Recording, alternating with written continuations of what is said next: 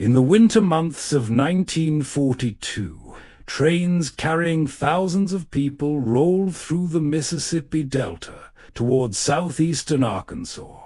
These were not soldiers heading to war. They were American citizens, most of them born on United States soil, torn from their homes on the West Coast and imprisoned without trial, without charges, without any evidence of wrongdoing. Their crime was their ancestry. They were Japanese Americans, and the nation had turned against them. The land that awaited them was unforgiving. 10,000 acres of swampland in Chickchot and Drew counties, purchased by the federal government during the Depression from farmers who could no longer pay their taxes. The soil was marshy, prone to flooding, thick with mosquitoes. Local people called the area inhospitable, even in the best of times. Now it would become home to more than 8,000 imprisoned Americans at a place called Jerome. The Jerome War Relocation Center opened on October 6, 1942. It was the last of 10 concentration camps built across the American interior to hold Japanese Americans removed from the Pacific coast. Within weeks of Japan's attack on Pearl Harbor, military officials and politicians had pressured President Franklin Roosevelt to evacuate anyone of Japanese descent from California, Oregon, and Washington. On February 19, 1942, Roosevelt signed Executive Order 9066, authorizing the military to designate exclusion zones and remove any persons deemed necessary. No trials, no hearings, no individual determinations of loyalty or threat. What followed was the forced removal of 120,000 people of Japanese ancestry. 2/3 were American citizens. Families were given days, sometimes mere hours, to pack what they could carry. They sold their homes for pennies on the dollar or simply abandoned them. They left behind businesses built over decades, farms they had cultivated, entire communities. Armed soldiers supervised their departure. They were fingerprinted, tagged with identification numbers, and loaded onto trains with windows covered. Many had no idea where they were going. Arkansas Governor Homer Adkins wanted no part of it, a former member of the Ku Klux Klan. Adkins had risen through state politics on the strength of connections forged in that organization. When federal officials informed him that Arkansas would receive 2 internment camps, he protested vigorously. He told representatives from Washington that Arkansas was not a suitable location for Japanese Americans. He worried, he said, that the federal government was planting an alien race in his state. But Adkins had no choice. The War Relocation Authority had already selected the sites. The land belonged to the federal government. In April of 1942, Adkins met with regional supervisors from the WRA. He was, one official noted, not enthusiastic. He made his cooperation conditional. He demanded a formal request from the War Department stating that Arkansas was accepting these prisoners as its patriotic duty. He insisted that the federal government take full responsibility for the internees' safety and discipline. He required assurance that Japanese Americans would be returned to their homes immediately after the emergency ended, and he demanded a guarantee that the prisoners would not be paid more than local Arkansas laborers for any work they performed. The trains began arriving in October. Most of the people sent to Jerome came from California, from the agricultural communities around Fresno and Sacramento, and from Los Angeles County. More than 800 came directly from Hawaii, the largest group from the islands sent to any single camp. They stepped off the trains into a world of barbed wire and guard towers, of armed soldiers and searchlights that swept the darkness. The camp itself was still under construction when the first prisoners arrived. They were put to work building their own prison. The living quarters consisted of tar paper barracks divided into one-room apartments. Entire families were crammed into spaces measuring 20 by 25 feet. Some units held multiple families. The walls were thin, poorly insulated against the Arkansas winter cold and summer heat. Communal bathrooms lacked partitions. At first, many toilets did not function. Chamber pots arrived late, just as an outbreak of dysentery swept through the camp. The climate proved brutal. Jerome's final report would describe the weather as not inviting. Winter temperatures averaged in the mid-30s from November through March, but could drop well below zero. The barracks provided little protection. In summer, the delta heat was suffocating, the humidity oppressive. Malaria and typhoid fever spread through the cramped quarters. The camp director, Paul Taylor, insisted that prisoners provide their own heating fuel by chopping wood from the surrounding forests, rather than requesting coal from the government. Outside the barbed wire, local sentiment ran hostile. Dermott, the nearest town, was 7 miles north.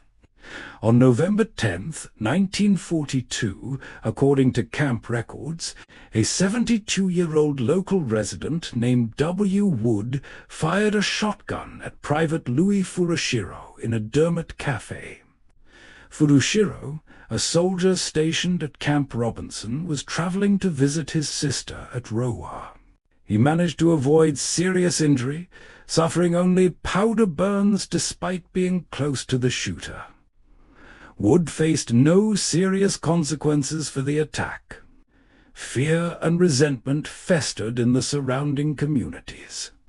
Local residents complained that the camp had amenities their own farms lacked. The barracks had electricity, the camp had sewage systems. To poor Delta farmers still struggling through the Depression's aftermath, this seemed like coddling. Accusations flew that the prisoners were hoarding food, that they were living better than free citizens, that they were disloyal saboteurs. In February of 1943, the Arkansas legislature took up a series of bills targeting Japanese Americans. 5 anti-Japanese bills and 2 Senate resolutions were introduced. The harshest was an alien land law prohibiting any person of Japanese ancestry, citizen or not, from purchasing or owning land in Arkansas. The bill passed the House 76-1. It passed the Senate 28-1. Governor Adkins signed it into law on February 13, 1943. The law would later be ruled unconstitutional, but the message was clear. Arkansas did not want these people, American citizens or not. Yet Arkansas desperately needed workers. The war had drained the labor force. Young men had enlisted or been drafted. Others had left for higher-paying jobs in defense industries. Cotton fields sat unpicked. Timber went unharvested. Farms faced ruin without hands to work them. The federal government had established a seasonal leave program, allowing internees to work outside the camps. Japanese Americans could be released temporarily to help with agricultural labor shortages, provided local officials pledged in writing that workers were needed and that their safety would be guaranteed. At Jalo, camp administrators explored this possibility. Japanese American prisoners, desperate to prove their loyalty and contribute to the war effort, were available to work for local farmers. They possessed agricultural expertise. Many had been farmers in California, skilled in cultivation and irrigation. They could have helped Arkansas growers with their labor crises. But the evidence suggests farmers did not accept them. Records indicate that, unlike at other camps where thousands of internees performed agricultural labor for surrounding communities, Japanese Americans at Jerome and Roa faced significant barriers to outside work. The reasons were not simply economic. The color of their skin, the shape of their eyes, the names of their ancestors made them unacceptable in ways that transcended labor needs. Fear was part of it. Hatred was part of it. But beneath both lay something deeper, something woven into the fabric of the segregated South. Arkansas had spent decades constructing and defending a rigid racial hierarchy. Black Americans occupied the bottom, denied the vote, denied dignity. Poor white farmers might have little, but they had their place in that hierarchy. Japanese Americans threatened to complicate that order. Governor Adkins had made his position clear, instructing Arkansas officials to limit Japanese American work on local farms. These people would not be integrated into Arkansas society, not even as temporary farm labor. So the prisoners remained behind the wire, American citizens imprisoned in their own country, forbidden even to help feed the nation at war. Inside the camp, they tried to build some semblance of normal life. They organized schools, though the facilities were crude and supplies scarce. They formed sports leagues, chess clubs, Boy Scout troops. They held religious services. They created art. They published newspapers.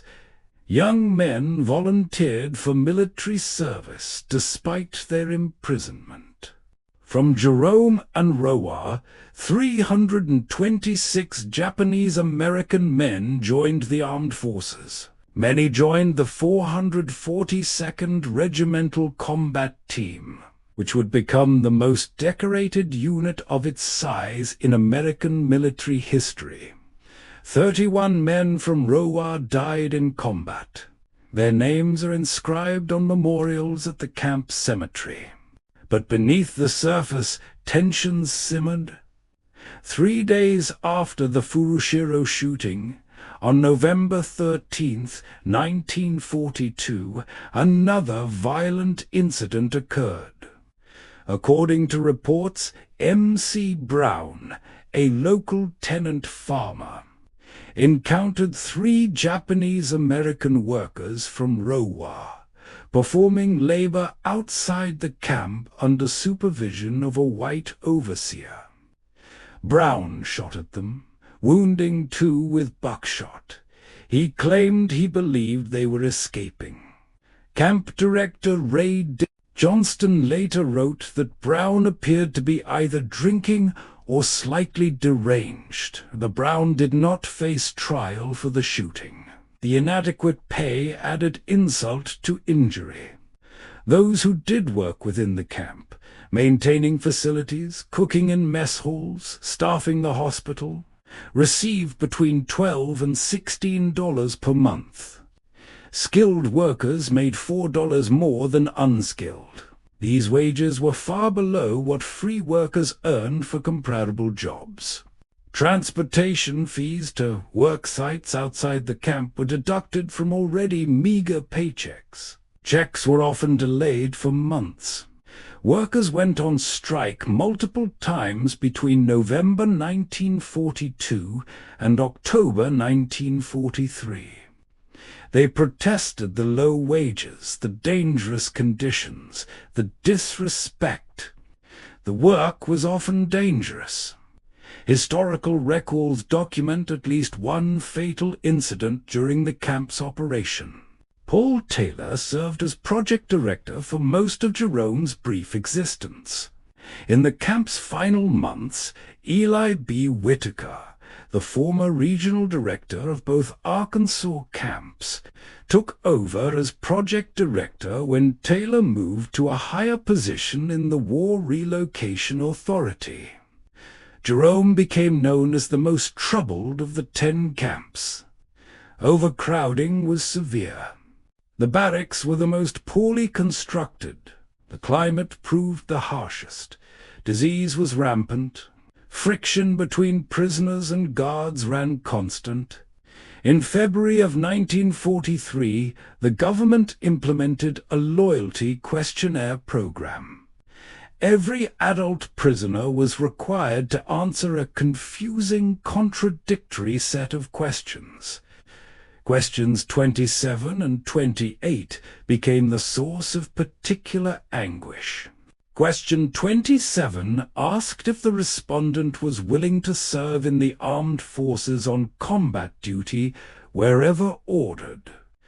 Question 28 demanded an oath of unqualified allegiance to the United States and a forswearing of allegiance to the Japanese emperor. For many, these questions were impossible. How could a citizen forswear allegiance to a foreign emperor they had never pledged allegiance to? How could parents of young children agree to combat duty? Those who answered no to either question were branded disloyal and sent to the Tule Lake segregation camp in California. Those who answered yes often felt they were signing away their rights to ever question their imprisonment. The questionnaire tore families apart. Jerome had the lowest rate of yes answers to question 28, the highest rate of segregants sent to Tule Lake, and the lowest rate of military volunteers. On June 30th, 1944, Jerome closed. It had been open for 634 days, the shortest operation of any of the 10 camps. The remaining prisoners were transferred to Roa or to Gila River in Arizona.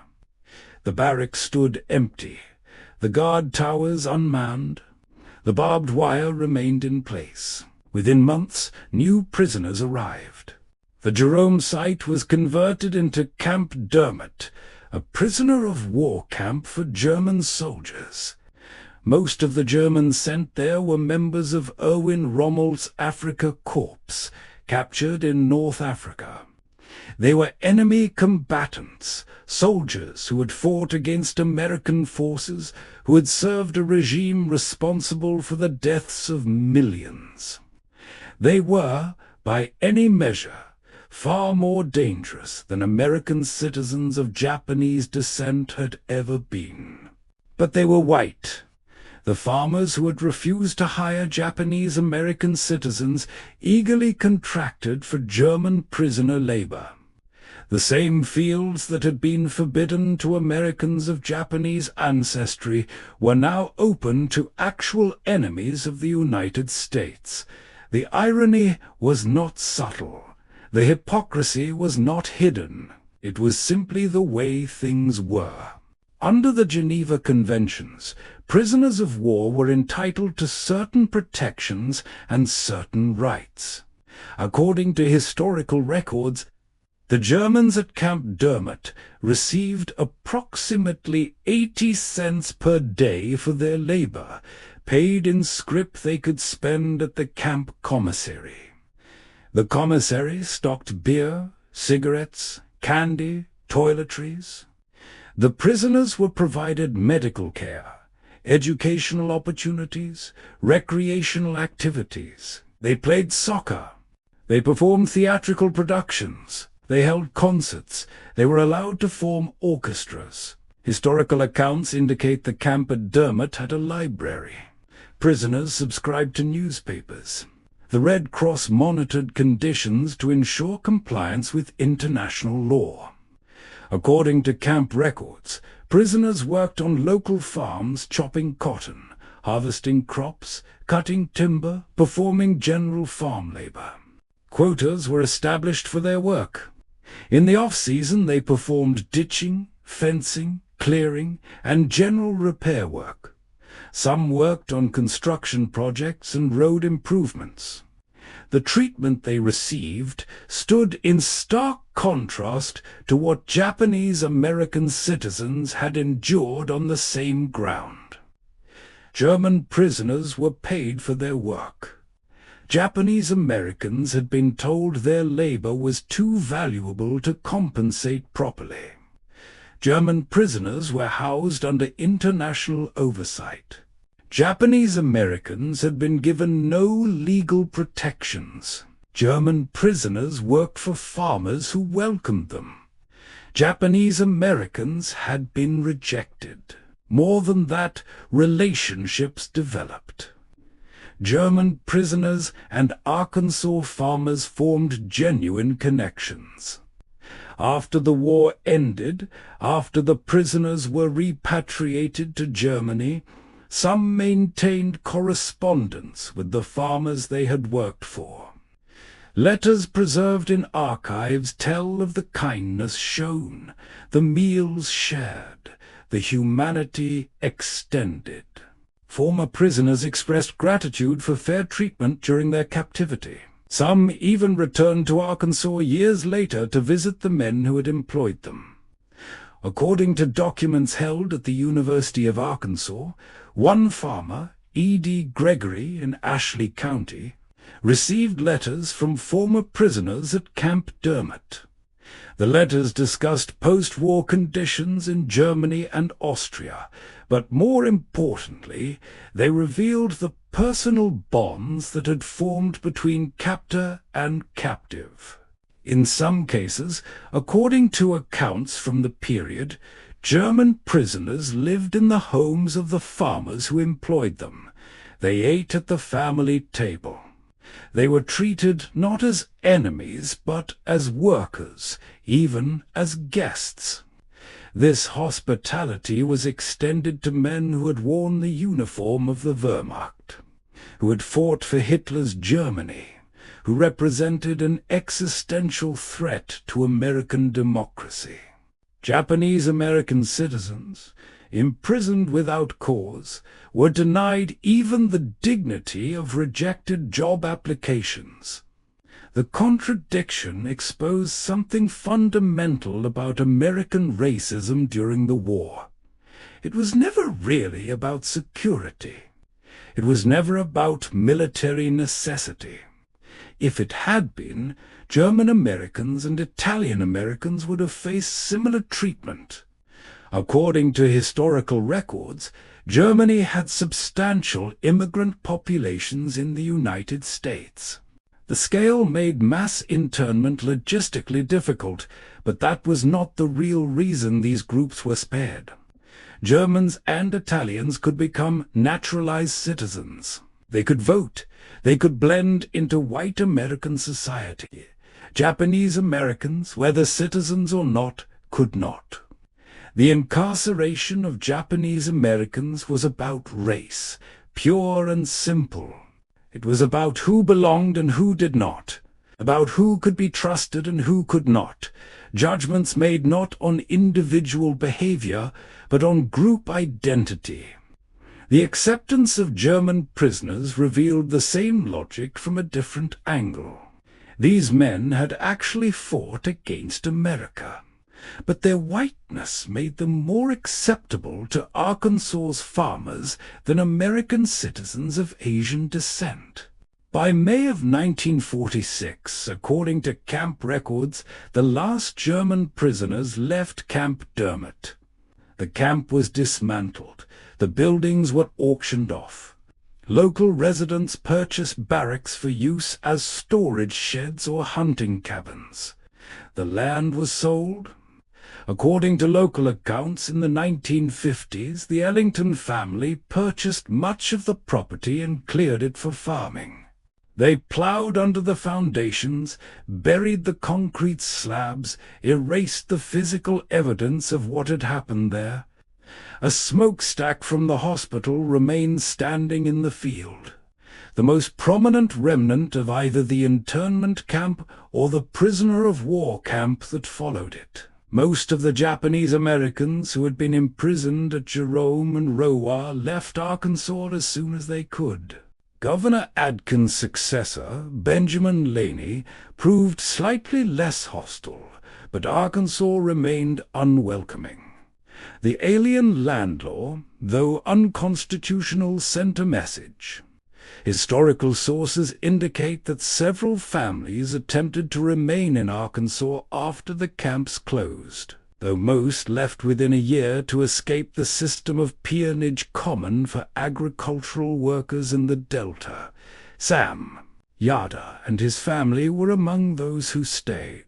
Yada would become one of the few persistent voices keeping the memory of the camps alive in Arkansas, maintaining the Roa Cemetery and distributing books about the camps to libraries across the state. Most others fled to California, to other parts of the country, anywhere but the place that had imprisoned them. For decades, the story was largely forgotten. The camps disappeared from the landscape. The people who had been imprisoned tried to rebuild their lives, tried to forget. Many never spoke of it, not even to their own children.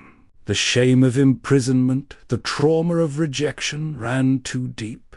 Preservation efforts began in earnest in the 1990s.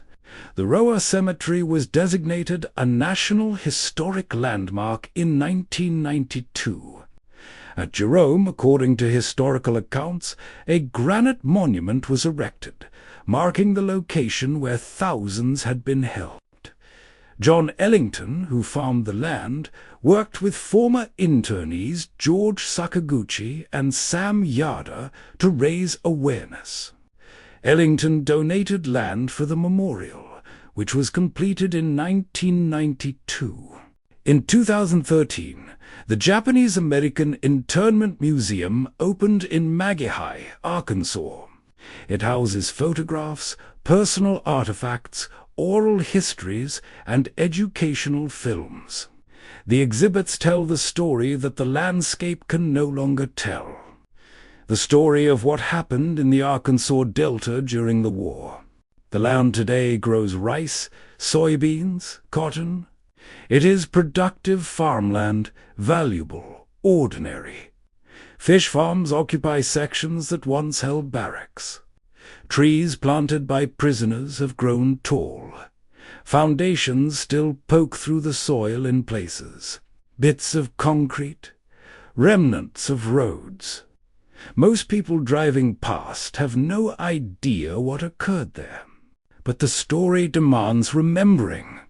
It demands reckoning with what America did to its own citizens, with the choices made, with the prejudices revealed. The rejection of Japanese American labor, followed by the acceptance of German prisoner labor, laid bare the racial hierarchy that governed even in crisis, even in war. Security was the excuse. Racism was the reason. The men and women imprisoned at Jerome were Americans, were farmers, teachers, business people, students. They were citizens. They committed no crimes. They received no trials. They were imprisoned because of their ancestry, their appearance, their names. And when they offered to help, when they volunteered their labor to aid the war effort, Arkansas farmers looked at them and said no. Those same farmers looked at German soldiers, enemies of the state, and said yes. The fields where this happened are still there. The soil still produces. The sky still stretches wide over the delta. This is the story of Jerome. This is the story of American racism during World War II. This is the story of decisions made, of consequences borne, of a nation that failed its own citizens and rewarded its enemies. It is a story written in the Arkansas soil, in the guard towers that once stood, in the barbed wire that once enclosed American citizens, in the fields where German prisoners worked while Americans were told they were not wanted. It is a story we must not forget.